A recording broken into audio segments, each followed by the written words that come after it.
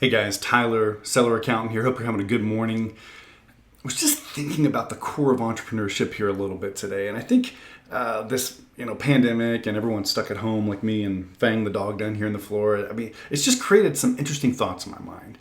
As an employee, depending on where you worked, you might be at home with a steady paycheck right now, especially if you happen to work for the government or you're a teacher maybe, or you're part of a university system or something like that.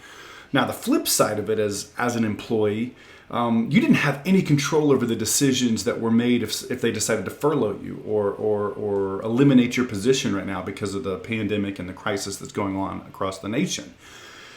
And so an employee could be a secure place to be, but it's a helpless place to be when massive changes come into the market, right?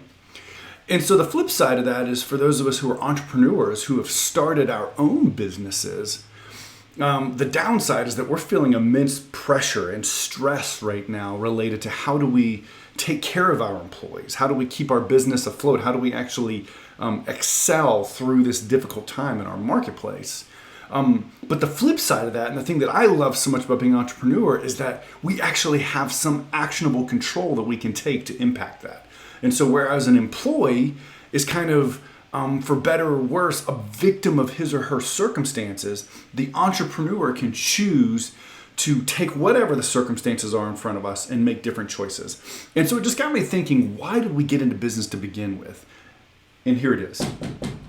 We got in business because we wanted that freedom. We wanted that level of control, that level of effectiveness that we can have on our world.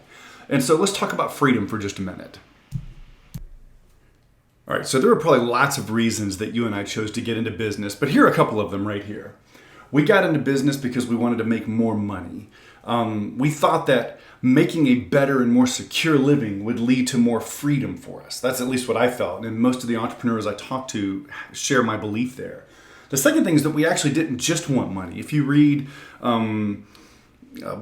Chuck Blakeman's great book called Making Money is Killing Your Business, what you learn is just making money isn't enough. Your business exists to give you time, money, and significance. And so we also want time.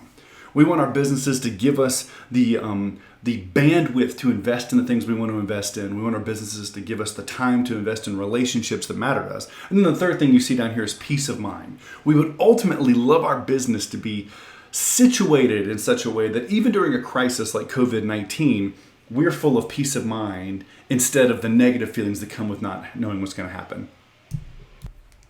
And so those are the things that we want more of in our business, in our pursuit of freedom. But there's some things that we want less of also.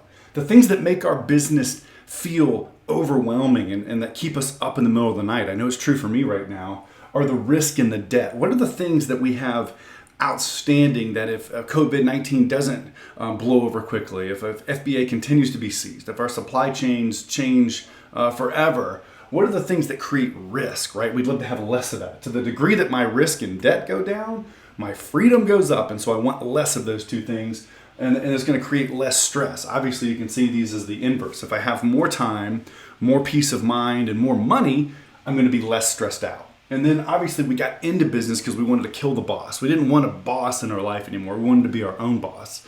Well, the irony is that what we found out is that by starting a business, we end up with, 1,000 bosses, right? All of our customers are our boss.